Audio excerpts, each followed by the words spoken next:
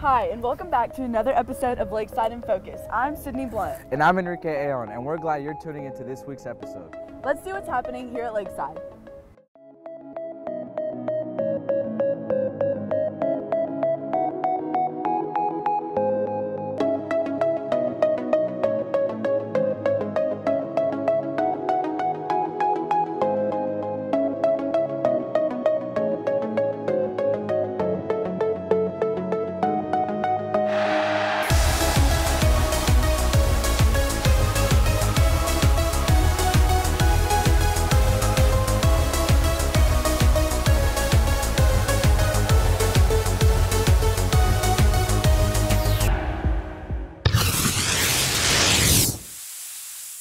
On this episode of Lakeside in Focus, a new reading approach at the primary,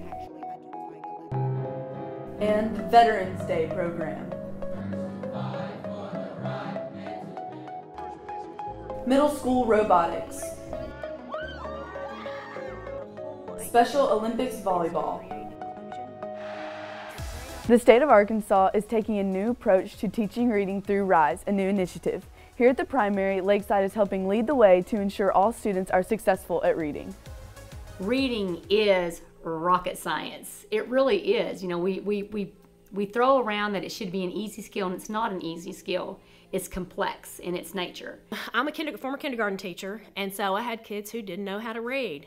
When I started reading the research, I was sort of slapped in the face by how different what I was doing in the classroom, which is what I was trained to do in the classroom by higher ed. That's what I learned to do in college. It didn't match the research at all. And when I started reading it, I started thinking we've got to make changes in Arkansas because it's continuing to be what happens in classrooms, and kids are continuing to struggle. I like to say the data doesn't lie. So when we're looking at state data and we're looking at where we sit nationally, in any kind of ranking, and you look at an overall ranking of about 37 to 38% of kids, even if you're at the top of the 38, like if our state says 38% is where most of our kids are, and we say, oh man, we're at 38, that's great, that means we're at the top. Are we really okay with 38%? That's what I always go back to. Is that okay? Is it okay for us to say that only approximately 40% of our students are going to be successful with reading? To me, that's not okay. I just think that we need to look at it from the perspective of, is what we're doing working? RISE is an initiative led by the Arkansas Department of Education that basically looks at how we teach reading, the scientific approach to reading to our students. It's actually a journey that the State Department has taken us on to actually help us implement science of reading strategies into the classroom. We chose to be a RISE school because of the big problem that we've been having in Arkansas as a state. We used to think that learning how to read was more visual, and the research shows that it's actually a lot more auditory, and the very beginning of reading starts with the sounds and the letter sounds and the segmenting sounds before you ever actually put a letter with it.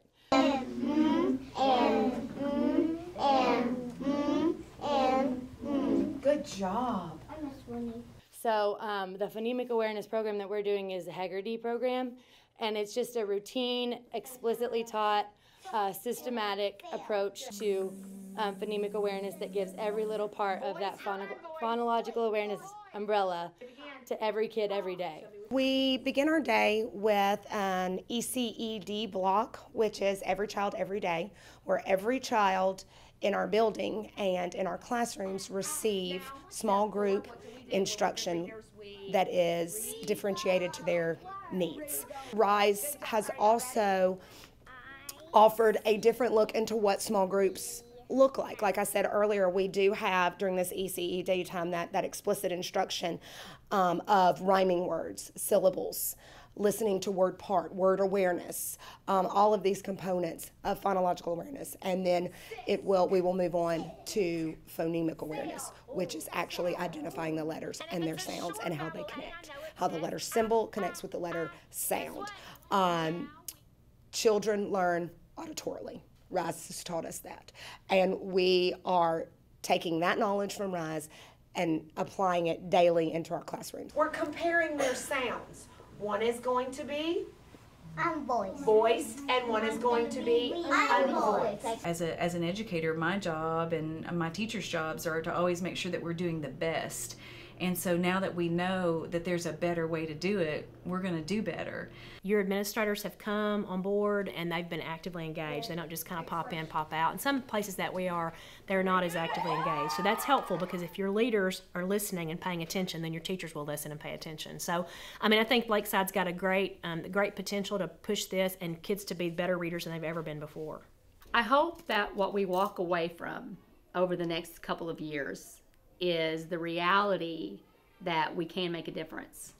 That if we put our minds to it and we accept that maybe what we're doing wasn't working, and then take that and say what is out there that actually does work, and not be afraid of the change. If we keep at it and we keep doing what we know is right, because once you know to do right, you should do right.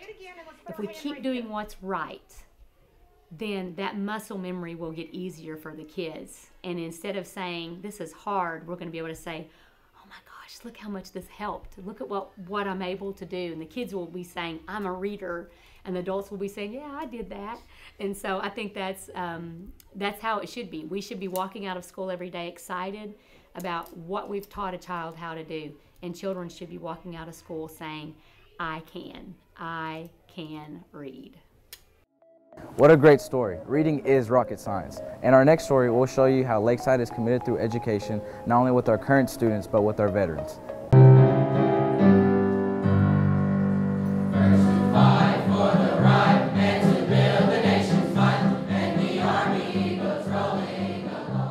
Lakeside always holds a celebration to honor veterans, but this year's ceremony held a heartwarming twist. Lonnie Tidwell and Vivian Erickson joined the armed forces in high school. After making the decision to join, they quickly got called to action and put to work. When I first went in, it was good. I went to Fort Polk, Louisiana, did my basic training. When I got off the plane, they changed my MOS. I was in the 34th Engineers, but they didn't need any 34th Engineers over there in Vietnam. So they said, well, you're in the infantry now. And I'm like, I was puzzled for a while, but I guess they could do it. Vivian Erickson is a Navy veteran who got deployed her senior year of high school, which meant she didn't get to graduate. However, on November 12, 2018, Lonnie Tidwell and Vivian Erickson finally had the opportunity to become graduates. I would first like to thank all of our veterans for their commitment, sacrifice, and love for this great country. Nothing we could do ever repay you for your service. We also want to honor you and grant the high school diploma you more than earned. At this time, we would like to present Lakeside High School diploma to Ms. Vivian Lucille Gray Erickson and Mr. Lonnie L. Tidwell. I just appreciate the opportunity, and I'm really, really glad that I'm able to do this. I'm very proud of him for doing that. We've always instilled in our grandkids about education because knowledge is power. Without knowing, you can't open any door. Fighting for our country wasn't the only battle that Mr. Tidwell had to face. I got real sick, and I went in, so she came and told me and my wife that we got a decision to make. If I can get the chemo, I had to get the chemo, or I had 2 months to live. So, of course, me and my wife, we talked, and we decided we'd fight it. And I don't know, it's rough. It was rough, roughest thing I ever went through. Cancer was worse than Vietnam. I just can't wait to get my diploma. I'll probably take it around Hot Springs and show it to everybody. Oh man, it's the best thing ever happened to me. I was so excited I put on the suit. I should have just wore my jeans and shirt. We're so thankful for people like them that are willing to sacrifice so much to fight for our country, and we're so proud to have them as Lakeside graduates. Next, we're going to take a look at the Robotics Club in the middle school and all their great success. And the first place award goes to Lakeside. At first, sometimes they're a little scared to be risk takers, but what I enjoy seeing is they actually start diving in and become risk takers, and that's probably my favorite part of the whole robotics. This is our best robotics. It is called the Aries Series 2018, since this is our first time building a robot. This year's game theme is Ocean Pollution, where their robot collects plastics from the ocean, builds reefs, and analyzes currents so that wildlife can be relocated. For the competition, you have to move along water dryers, which is the beams, and each one will be colored different color. There's red, yellow, green, and blue. Then you have to knock little rubber duckies off of that, figure out which way the water is flowing. You have to pretty much get all of the trash out of the ocean. And the kids have 6 weeks to build a robot out of PVC pipe, out of plywood, out of sheet metal, and things that you might find around your garage per se. The Best Robotics team incorporated the Middle School Art Club in their project by collaborating with them to make a backdrop for their competition. On this display, we started from about October 7th, and we finished the day right before our competition. In those 5 to 6 weeks, we sketched, lined, primed, and painted. We spent about an hour and a half to 3 hours on it a day. Well, each of us had a different part to play in it. The most important thing I learned was how to get along with people and just how to communicate to make things work out. We won first place in Best Robot Performance and first in Engineering. Most of them were high school teams, and we were the only all middle school team there. Let me read that. Let me read that. It says first place. Wow, that was impressive. As a student athlete, I understand the drive to win. In our next video, these student athletes are going to show us that winning is not everything. We are Rams! We are Rams! We are Rams!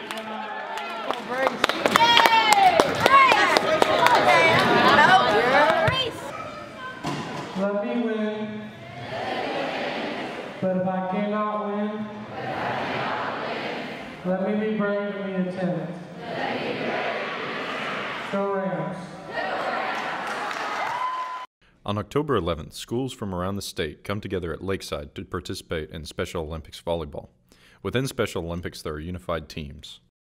Partners Club has general ed students, and they have students with intellectual or physical disabilities that have formed a club.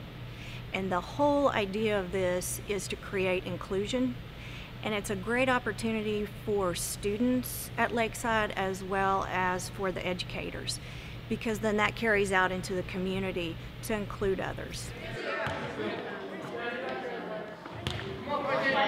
Oh, it's pretty good. It's like they're helping us while we're playing, and it helps the score go up more.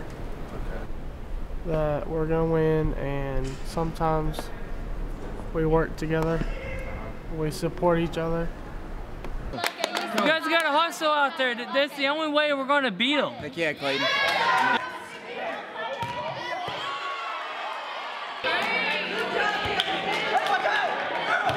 Lopez and a peg and a head, a ball.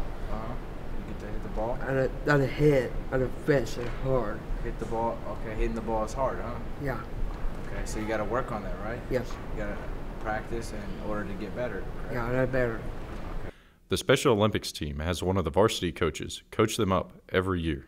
I have the kids in class every day, once a day, so we always, whatever event is coming up, I like to practice. If it's volleyball or it's basketball, we'll work on some skills and drills and stuff like that to kind of give them confidence. And then during the events, I'm just there to help kind of manage and facilitate and help coach them up. Not only do the coaches support the kids, but the kids receive support from their peers. I started doing Special Olympics through volleyball, and we kind of help out with the whole program. I like teaching them how to pass, serve, and just all the necessary skills to play volleyball. Just because everyone isn't the same as us doesn't mean that they can't have the same opportunities and have fun just like we can. I like showing them and having fun with them and how to play a sport, because they don't always have the opportunity to play sports just like we do. It's not always about the games for everyone. Sometimes it's just the individual opportunities that exist for those physically unable to compete. There is a young man who has cerebral palsy. He is wheelchair bound, but he comes and participates in individual competition. And for somebody who is that severe to be able to do just a small task is a huge ordeal. And that's when everybody cheers. This creates an environment where you learn that just because somebody has a severe disability, you still talk to them just like you and I have a conversation. They still like music, they still like to dance, they still like to have somebody cheer for them. So I think that has created a really strong bonding. Many of the lessons learned extend past the court. Don't give up. Always do your best, and if someone tries to break you down, like bring you down, just ignore them and just do your best, and don't listen to what they're saying. Just listen to what your heart and mind is telling you. Special Olympics builds relationships and makes memories that will last for a lifetime. Thank you so much for tuning in to another episode of Lakeside in Focus. Come back for more stories about Lakeside impacting its community and its people. I'm Sydney Blount. And I'm Enrique Ayon. And we'll see you next time.